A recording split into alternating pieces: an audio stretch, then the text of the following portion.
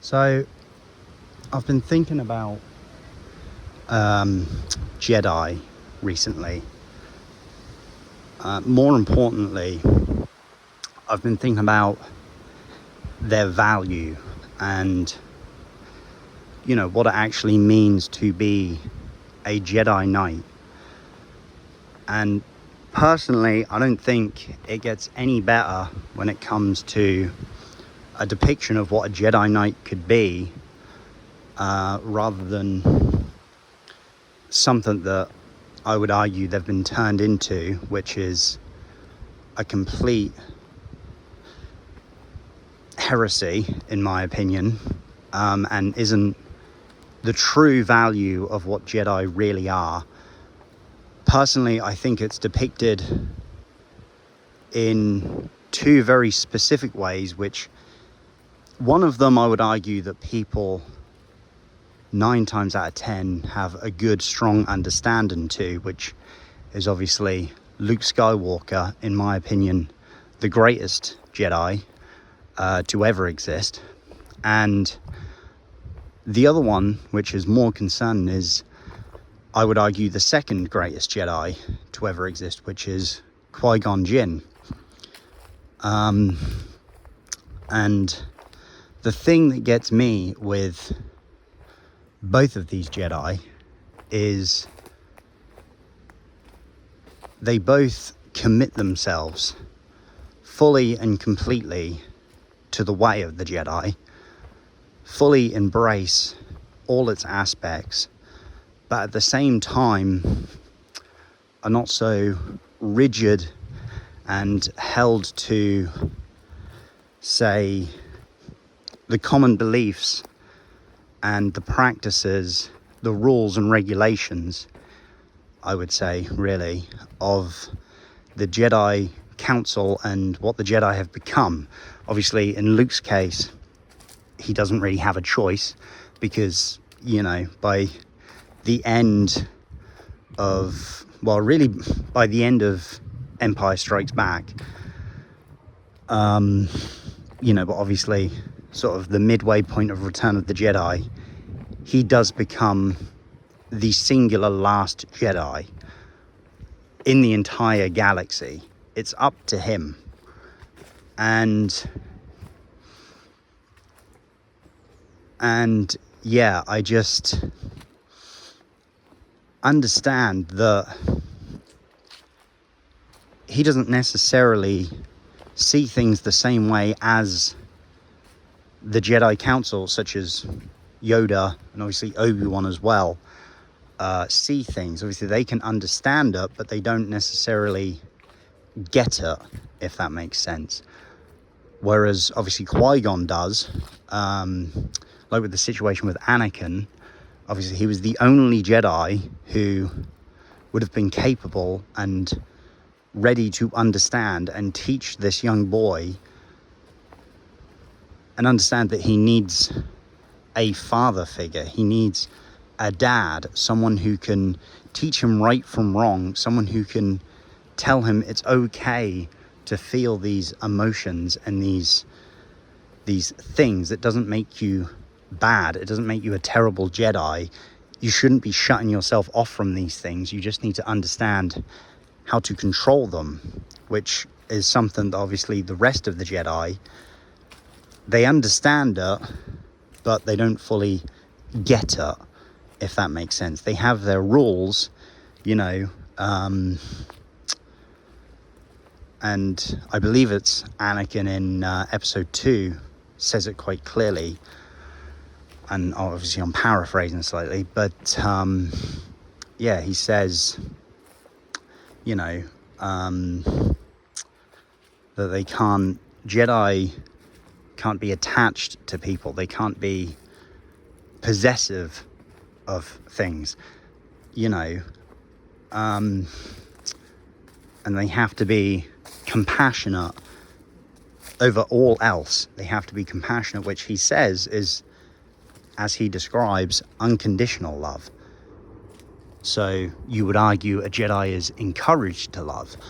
And personally, I think that's the things that in my opinion, Luke Skywalker, and more so, in my opinion, Qui-Gon, give off in exceedingly brilliant ways.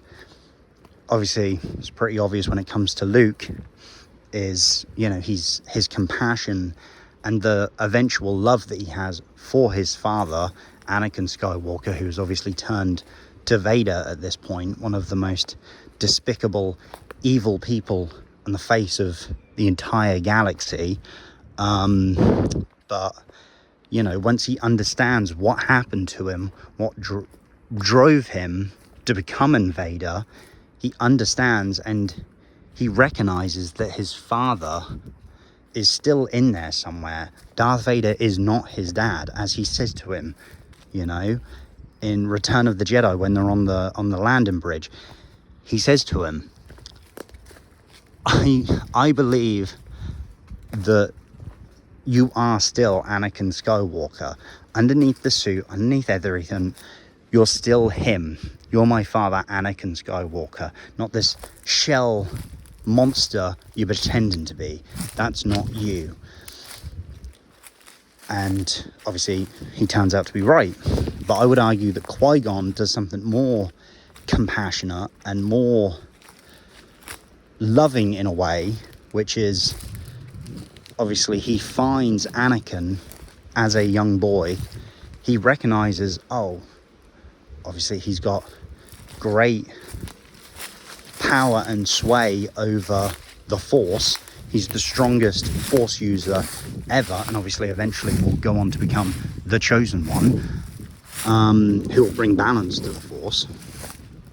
But, you know, I think even if there wasn't that, even if it was only a slight level of midichlorian intake, where, say, he's only as powerful as, say, Obi-Wan, who, on the scope, when you look at it, you know, behind the lore, when you look at it, Obi-Wan is marginally considered a weaker Jedi, which I think is ridiculous. But then, obviously, Obi-Wan has the hard work and he powers through. He gets to the next level. Anyway, back to Qui-Gon. I think Qui-Gon would still, even if it was just a normal, neutral, he'll be an okay to good Jedi Knight, I think he'd still try and save Anakin and his mother. And I'm fully convinced that if he had lived, if he had made it out, he would have went back with Anakin, somehow freed Smee, so then Anakin could still see her, because he understood that Anakin, with his attachment, with being older, you know, he's like 10 when they find him, 9, 10, you know, he understands that obviously he'll need, you know, to understand how to let go of that attachment properly, where yes, you can see and you can care for your mother, you know, but you don't have to be the only thing for your mother, or eventually when it becomes Padme, you know. And that's another thing I feel like people forget when they're discussing Anakin, how he turned to the dark side. When you think about it, he's a slave, and obviously in Star Wars the context of slaves obviously has a slightly different meaning than in the real world. But, you know, obviously Watto owns them, Smee and Anakin. Obviously they have a pretty decent little house to live in. They're not in like some dingy, they're not chained up or anything. They have a pretty decent little like apartment. Anakin's freely able to get parts, obviously build C-3PO, all that. So I would argue it's more like, I would argue they're more like a maid service rather than necessarily slaves in the traditional sense. And yeah, obviously Watto does take advantage of Anakin when it comes to his intelligence, when it comes to being able to make things, the pod race and such, but then obviously that's slightly where the slave element comes into. But yeah, that's a factor. You have to remember he is a slave, and as nice as what I may be treating them, he probably can still give a good backhand from time to time if Anakin, you know, messes up in any way. Which obviously for a young child, that's not exactly the necessary thing you need, and especially I would assume his mother would be getting it as well. But you need to remember, obviously he's a slave. The only good thing he's got in his life is his mother, and as a child, that's, you know, one of the most important key things in a young child's life, specifically for a boy. You know, coming from myself, my own experience, obviously growing up most of my life with a single mother, I understand, and maybe that's why I relate to Anakin a bit more, because obviously my situation somewhat similar in a way. Unfortunately I didn't become a Jedi, but never mind. But yeah, I would argue a more important role though, which obviously can lead to issues, is when a boy doesn't have a good strong father figure, which obviously Anakin would have got with Qui-Gon if he had lived. Unfortunately he got Obi-Wan, which, don't get me wrong, I'm a fan of Obi-Wan. He's possibly my favourite Jedi. Not that I think he's the greatest, but he's definitely up there as one of my favourites, possibly my favourite. But he's a brother to Anakin. And again, with experience, a brother is good, an older brother is good. He will take care and look after the younger brother as much as he can, but when it comes to certain things, such as, say, discipline or seeing faults in things, rather than necessarily help the situation like a good, strong father figure would, such as Qui-Gon, an older brother can tend to not necessarily berate, but more tease, you could say, which obviously you see Obi-Wan do to Anakin. And obviously it 9 times out of 10 it normally ends with the little brother want to try and fight the big brother, which obviously it's a bit more complicated than that in Star Wars, but that's basically what happens. But obviously it also doesn't help that Anakin, another thing people seem to forget, was perfectly manipulated by Palpatine, an evil, despicable Sith Lord, for, you know, well over a decade, from when he was a small boy up until he was a young man, manipulated by him, and to a point where he thought he was his main sole father figure. And obviously another thing, the Jedi Council is very harsh on Anakin because he doesn't necessarily follow the same rules to the letter like other Jedi would, because obviously he has all these emotions and things. And Palpatine is obviously one of the only main encouragements he gets all the time. I mean, you know, I don't think there's a scene of Palpatine not being fully encouraging and somewhat loving, even if it's all a fake facade, to Anakin. Every single scene with them two is him seeming proud with him seeming elated that Anakin's there, him saying how great Anakin is. And I mean, you know, if he had Qui-Gon there, obviously Qui-Gon would be given that encouragement to him, telling him how good he's doing.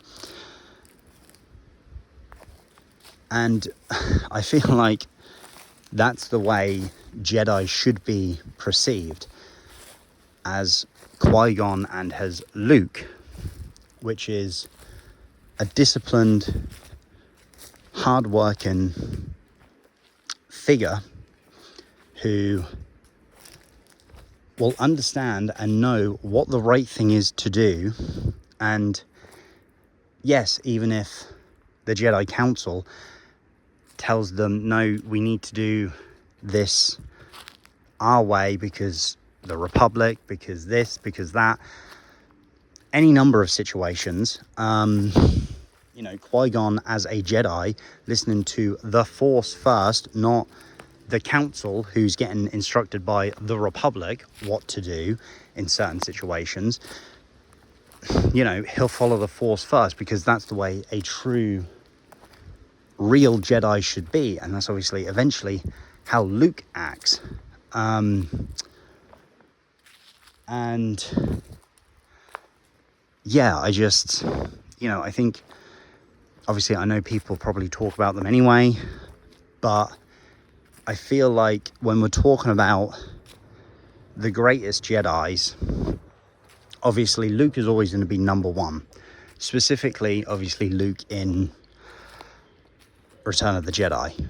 Obviously he'll always be the number one greatest of all the Jedi ever. I mean, you know, there's something pure magical about his last stand when the Emperor's persuading. And I love the poetry, how it rhymes perfectly with, if you watch Revenge of the Sith, how it perfectly matches Anakin's beginning of the turn to the dark side, the proper beginning of the turn, when he kills Dooku, and obviously the mirror image of Luke starting his true beginning of being a Jedi Knight. And as he says, no, I'm not gonna, paraphrasing again, no, you failed, I'm not going to kill my dad, I'm not going to turn to the dark side, I'm not going to do what you want, Puppet Master. I am a Jedi like my father before me. I'm a Jedi. It's not what we do. And obviously, finally, in that moment, because you watch the original trilogy, every single film pretty much has been, oh, Luke wants to be a Jedi. He wants to try and become a Jedi, like in A New Hope. Empire is basically him just getting told the entire film, hey, you're not going to be a Jedi. You ain't cut out to be a Jedi. You're trying, and I appreciate it, but you're not doing it. It's basically how Yoda comes across to him. And yeah, it's not until the very end where finally he's deemed a Jedi Knight. And of course, you know, who better to tell him that, yes, you are in fact actually a Jedi Knight than the most evil, despicable, disgusting Sith Lord who's ever existed, probably the greatest Sith Lord of all time, who was able to take the Republic and turn it into the Empire, kill basically all the Jedi, turn the chosen one of the Jedi into a Dark Lord of the Sith. And yeah, there's just something spectacular about that's finally when he gets the recognition he was looking for of, yeah, you are a Jedi actually. It's just fantastic. I mean, you know, but I could talk about Star Wars all day. I don't really know where this video's gone, to be honest.